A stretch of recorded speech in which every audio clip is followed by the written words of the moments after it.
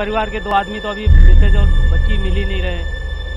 क्या पुलिस प्रशासन के लोग क्या बता रहे हैं? पुलिस प्रशासन क्या बोले, घायल हो गए होंगे तो हॉस्पिटल हम तो भिजवा दिए, लेकिन हमको वो भी नहीं पता। हम तो आजमगढ़ जाने वाले थे, बनारस उतरने वाले थे, लेकिन ये भी नहीं पता एरिया यहाँ का क्या है।